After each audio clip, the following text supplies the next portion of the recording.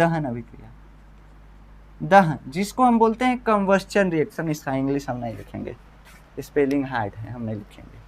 देखिए दहन अभिक्रिया, चाहे तो लिख सकते हैं आप, चलिए लिख देते हैं हम कंबस्चन का स्पेलिंग, कोई दिक्कत नहीं है।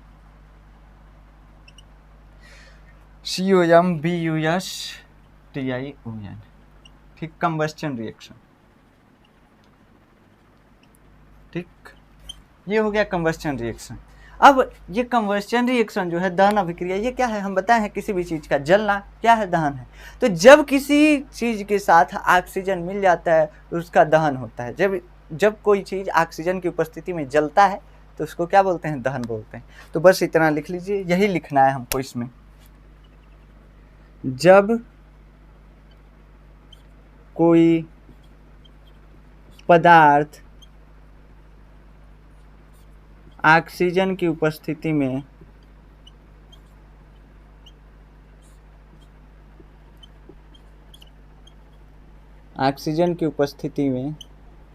ऐसे तो कोई चीज़ जलेगा ही नहीं, उपस्थिति में जलता है तो क्या बोलते हैं उसे?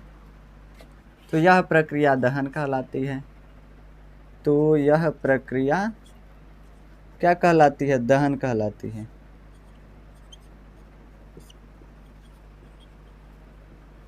यह प्रक्रिया दहन कहलाती है। ठीक, ये हो गया दहन अभिक्रिया।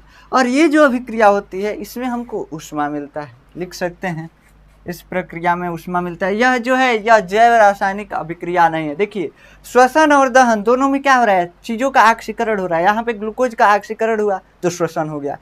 अगर हम बाहर ग्लूकोज को जलाएं तो भी ऑक्सीकरण होगा ग्लूकोज का, लेकिन वह जो ग्लूकोज हम बाहर लेके जलाएंगे उसको नहीं बोल सकते हैं हम कि श्वसन हो रहा है, उसको बोलेंगे दहन हो रहा है। क्यों दहन हो रहा है? क्योंकि जीव के अंदर नहीं हो रहा है, बाहर निकाल के तब जला रहे हैं उसको।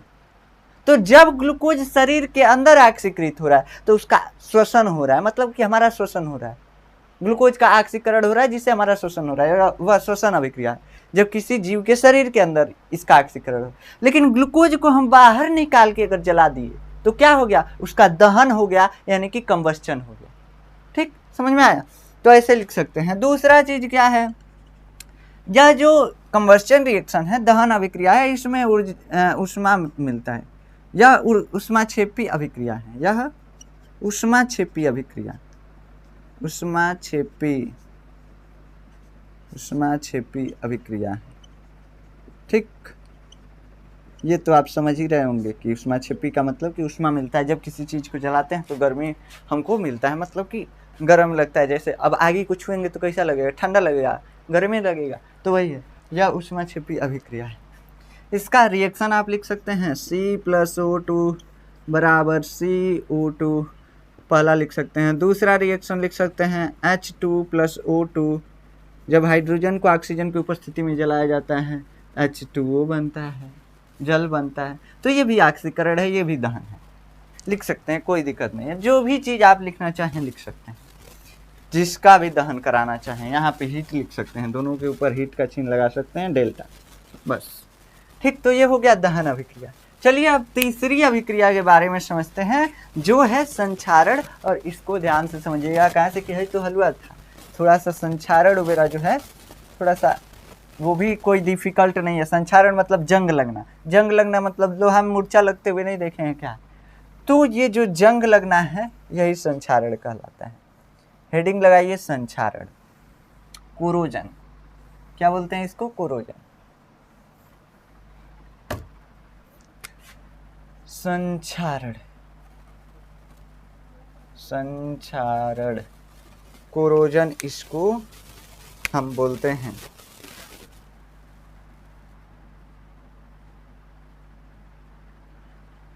देखिएगा स्पेलिंग सही है कोरोजन का, CORROSION, कोरोजन। ठीक, ये हो गया कोरोजन।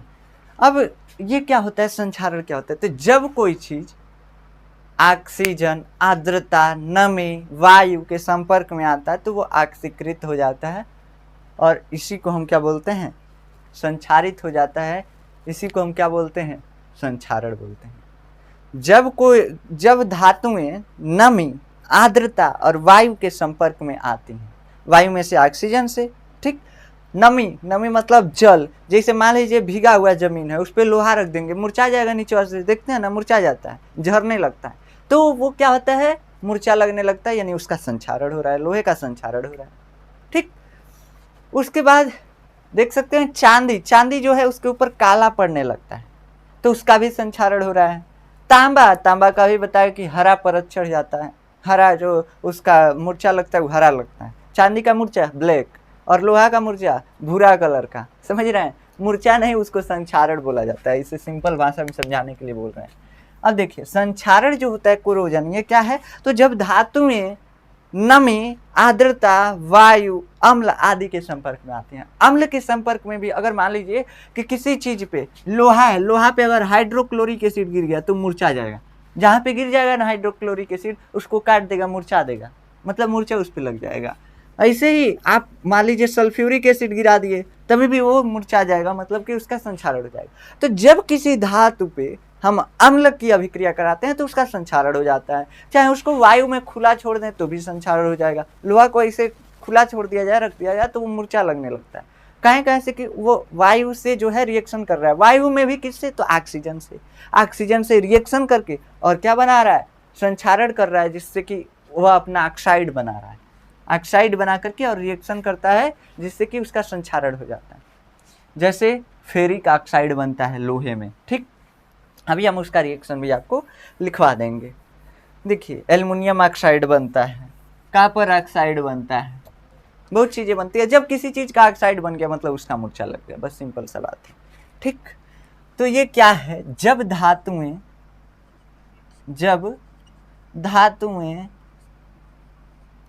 क्या होते हैं,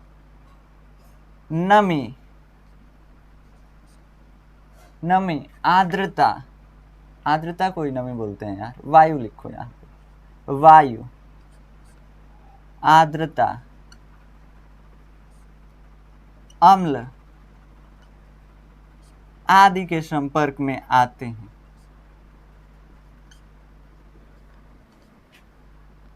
आदि के संपर्क में आती हैं तो वे संक्षारित हो जाते हैं।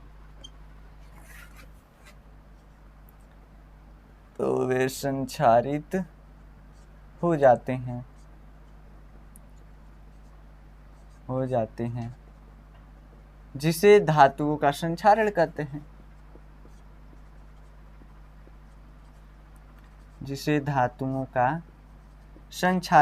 हैं।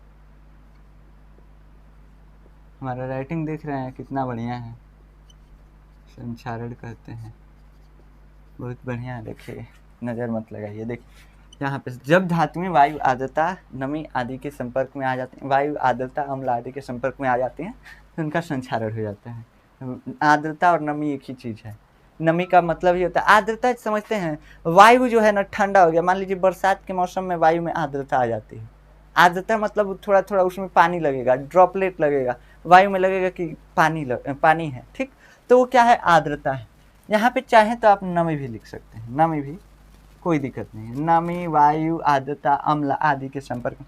नमी मतलब मान लीजिए भीगा हुआ जमीन है तो नमी है, और आर्द्रता मतलब वायु में ही पानी के ड्रॉपलेट हैं।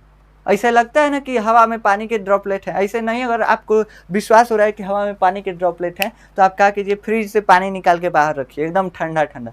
उस पर क्या होता है, पानी जमने लगता है, पानी मतलब आने लगता है। कहाँ से, तो वायु में जो पानी था, भाप बना हुआ था, वो क्या हो गया, बॉटल पे आकर के ठंडा हुआ, जिससे कि वो फिर से पानी बन गया। तो वायु में भी नमी होती है, और उसी को हम क्या बोलते हैं, आर्द्रता बोलते हैं। सिंपल सा बात है। ठीक। तो जब धातुएं नमी, वायु, आर्द्रता, अम्ल आदि के संपर्क में आती हैं तो वे संक्षारित हो जाती हैं, जिसे हम धातुओं का संक्षारण कहते हैं। अब इसमें आप एग्जाम्पल लिख सकते हैं, और कौन सा एग्जाम्पल लिख सकते हैं, Fe, यानी कि आयरन, और क्या मिलता है, आयरन मिलता है, और ऑक्सीजन मिलता है, और प्लस जल मिलता है, H2O मिलता है। ऐसे चाहे तो आप H2O को हटा भी सकते हैं, कोई दिक्कत नहीं। और किसी किसी अभिक्रिया में H2O को हटा दिया जाता है, कहीं कहीं लिखा होता है जंग लगने की अभिक्रिया।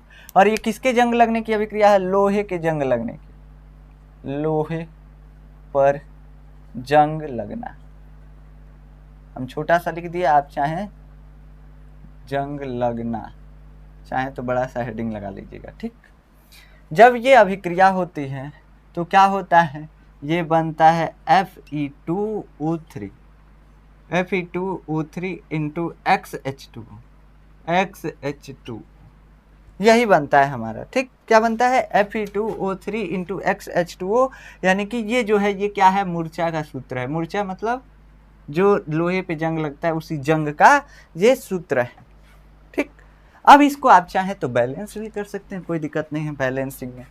कैसे बैलेंस करेंगे, थोड़ा सा बैलेंसिंग थोड़ा सा आपको डिफिकल्ट लग रहा होगा। ये XH2O कहाँ से आ गया, देखिए XH2O का मतलब होता है ना कि इसमें जल की मात्रा जो है निश्चित नहीं है। हो सकता है मूर्छा भीगा हुआ हो सकता है ना, हो सकता है सूखा हुआ हो। तो संक्षारण जो होता है उसमें जो जल की मात्रा है वो निश्चित नहीं होती है, वेरी करती है। अब सिचुएशन के हिसाब से ज़्यादा नमी वाले स्थान पे अगर धातु को रखें, उसमें क्या हुआ है, संक्षारण हुआ है, तो उसमें जल की मात्रा ज़्यादा होगी। सूखे स्थान पे रखें, बस वायु से संक्षारण हुआ है, तो क्या होगा, जल की मात्रा कम होगी। तो ऐसे जल की मात्रा जो है वेरी करती है, हर जगह बदलती रहती है। तो इधर भी XH2O कर दीजिए, मतलब जल की मात्रा हमको नहीं मालूम है कितनी।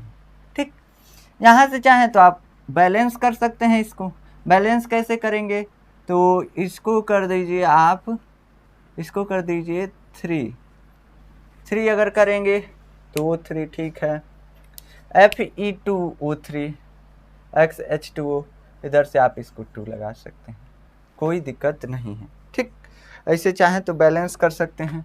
ऐसे 3 दूना 6 हो गया यार, हम काहे गड़बड़ कर रहे हैं। देखो 3 दूना 6 हो गया, तो इसको 3 कर दीजिए, इसको 2 अभी मत कीजिए, अभी इसको बैलेंस करना पड़ेगा अच्छे से। 3 कर दिया, ऑक्सीजन इधर 6 हो गया।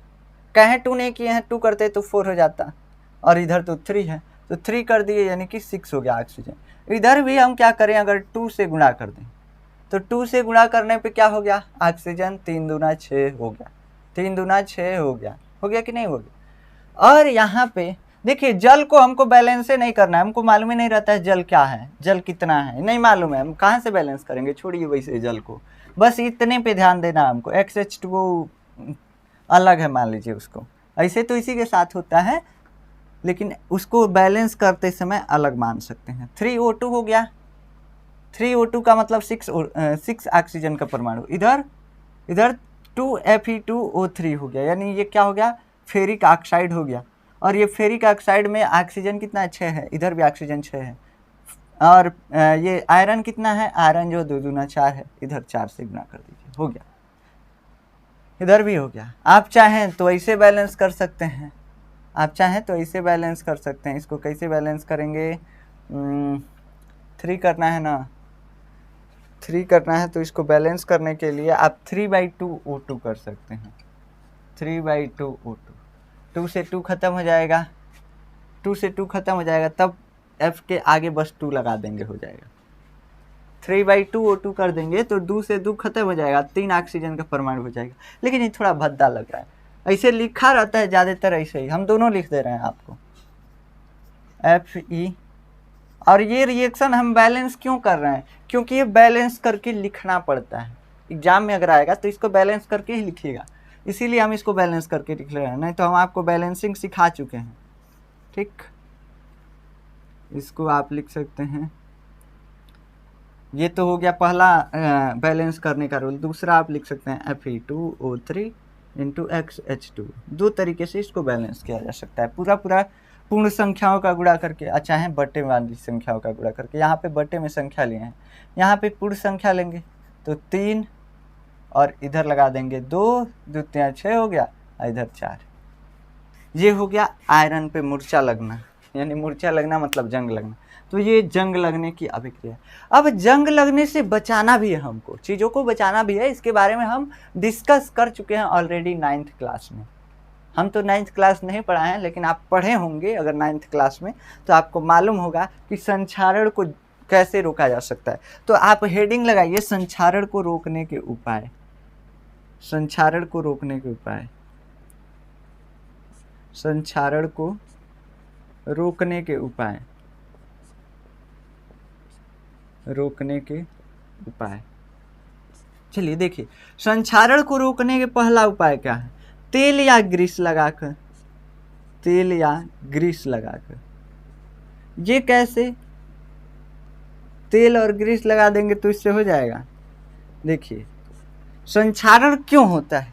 संक्षारण क्यों होता है? तो जब धातुएं वायु और पानी यानी नमी के संपर्क में आती हैं या अम्ल के संपर्क में आती हैं, अब इनसे संपर्क ही इसका तोड़ दिया जाए तो संक्षारण होगा नहीं। क्या नहीं होगा? देखिए, अगर हम लोहे पे ग्रीस पोत दें, मोबिल पोत दें, चाहे ग्रीस पोत दें, तो जानते हैं कि अगर मोबिल हो या ग्रीस हो, ये हाइड्रोफोबिक होता है, मतलब पानी से दूर रहना चाहता है। ये एक अगर पोत देंगे ग्रीस, अगर धातुओं के ऊपर एक लेयर बना लेगा, धातु को पूरा पूरा कवर कर लेगा, पैक कर लेगा, ऑक्सीजन को तो ऐसे ही नहीं अंदर जाने दे रहा। अगर उस पर पानी गिराएंगे तो जो तेल होता है या ग्रीस होता है वो कैसा होता है? हाइड्रोफोबिक होता है, पानी के साथ वो मिलना नहीं चाहता है, पानी अलग हो जाता है और तेल या ग्रीस अलग हो जाता है। देखे होंगे, जैसे मोबिल हो गया, मोबिल में पानी अगर डालेंगे पानी अलगे रह जाता है। कहाँ से कि मोबिल जो है हाइड्रोफोबिक है, तो वो जो हाइड्रोफोबिक प्रवृत्ति है इसकी, इसलिए पानी को भी ये अंदर नहीं जाने देगा और ऑक्सीजन को भी अंदर नहीं जाने देगा। तो उस पर एक कवरिंग हो गया, धातुओं पे कवरिंग हो गया इसका, किसका? तेल या ग्रीस का, जिससे कि ऑक्सीजन की अभिक्रिया नहीं होगी और उसका ऑक्सीकरण ही नहीं होगा। जब ऑक्सीकरण नहीं होगा तो संक्षारण नहीं होगा। ठीक, तो पहला ये तरीका है। दूसरा तरीका क्या है? पेंट करके। हमको क्या करना है? बस ऑक्सीजन के संपर्क में आने से रोकना है, अम्ल के संपर्क में आने से रोकना है। तो पेंट करके जब पेंट करेंगे, जब धातुओं को पेंट कर देंगे तो उस पर एक लेयर चढ़ जाएगा पेंट का, ऑक्सीजन ना अंदर जाएगा ना बाहर आएगा, कोई दिक्कत नहीं है। पेंट कर दिए तो लोहा जो है बच जाएगा, चाहे धातु जो है, जो भी धातु है बच जाएगा। ऐसे पेंट कर देंगे तो पानी भी उस पे से फिसलता है, देखे होंगे पेंट जब धातुएं होती हैं उस पे से पानी भी फिसलने लगता है, तो ना तो पानी अंदर जाएगा, ना तो वायु अंदर जाएगा, ना तो अम्ल जाएगा। ठीक, तो पेंट करके भी बचाया जा सकता है। तीसरा तरीका क्या है? टीनीकरण तीसरा तरीका है। टीनीकरण, ये क्या होता है? टीनीकरण, टीनी मतलब छोटा नहीं, ये इंग्लिश नहीं है, टीनीकरण। और चौथा तरीका है बलिदानी परत या गैल्वेनीकरण करके,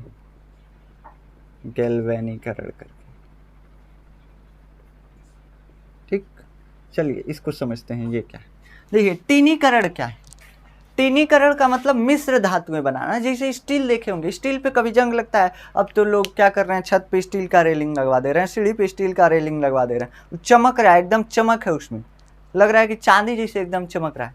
तो वो क्यों नहीं उस पर मूर्छा लगता है? काहे नहीं उस पर संक्षारण होता है? तो संक्षारण इसलिए नहीं होता है कि स्टील जो होता है प्योर धातु नहीं है, वो मिश्र धातु है। मिश्र धातु का मतलब कि दो या दो से अधिक चीज़ों को मिला करके बनाया गया है। तो दो चीज़ों को उसमें मिला करके बनाया जाता है मेनली, और वो क्या है? तो वो है आयरन और कार्बन। आयरन और कार्बन यानी कि लोहा और कार्बन, मेनली निकिल वगैरह भी मिलाया जाता है। तो जब इन चीज़ों को मिलाया जाता है तो स्टील बनता है। तो मिश्र धातुएं जो होती हैं उस पर जंग लगने का संभावना कम होता है। जैसे पीतल है, पीतल में क्या क्या होता है? तो कापर होता है और जिंक होता है। तो जिंक और कापर को मिलाने से पीतल बनता है, और पीतल जो है उस पर भी जंग नहीं लगता है। तो स्टील हो गया, पीतल हो गया, ये क्या हो गया? इस पे क्या किया गया? टीनीकरण इसमें किया गया। टीनीकरण का मतलब मिश्र धातुएं बनाया गया। मिश्र धातुएं बनाया गया इसलिए क्या है? ये सुरक्षित है, इस पे जंग नहीं लगा है। स्टील हो गया, या स्टील या पीतल लिख सकते हैं इसमें यहाँ पे ऐसे तीर लगा के लिख लीजिएगा, मिश्र धातुएं बनाना, मिश्र धातुएं बनाना, नहीं तो आप भूल जाएंगे। मिश्र धातुएं बनाना, ठीक। बलिदानी परत या गैल्वेनीकरण करके, अब किसी चीज पर ऐसे चीज का परत चढ़ा दिया जाए, जैसे किसी धातु पर ऐसे परत चढ़ा दिया जाए जो संक्षारित नहीं होता है, जो संक्षारित नहीं होता, कम संक्षारित होता है। जैसे सोना हो गया, सोना का अगर किसी धातु पर परत चढ़ा देंगे वो संक्षारित नहीं होगा। कहाँ से कि सोना जो होता है कम रिएक्टिव होता है, ऑक्सीजन से बहुत कम रिएक्ट करेगा। जब वो रिएक्ट नहीं करेगा तो उस पर संक्षारण नहीं होगा, उसका संक्षारण नहीं होगा, क्रोजन उसका नहीं होगा। तो वो जो होगा वो संक्षारण को रोक सकता है। लेकिन सोना तो महंगा है, तो ऐसी धातुओं का परत चढ़ा दीजिए या ऐसी मिश्र धातुओं का परत चढ़ा दीजिए जिससे कि जो धातु है वो बचा रहे, मतलब कि जो मिश्र धातुएं हैं वो संक्षारित ना होती हूँ। जैसे कि स्टील हो गया, स्टील का परत चढ़ा दीजिए लोहा पे, एक ऊपर से परत चढ़ा दीजिए, ढक दीजिए, क्या दिक्कत है? स्टील से ढक देंगे, स्टील ऐसे ही उसका संक्षारण नहीं होता है, अंदर लोहा है वो भी सुरक्षित रहेगा। तो उसका परत चढ़ा करके भी क्या किया जाता है, धातुओं का परत चढ़ा करके भी और रोका जा सकता है संक्षारण को, यानी कि कोरोजन को। तो ये तरीके हैं हमारे पास रोकने के लिए कोरोजन को।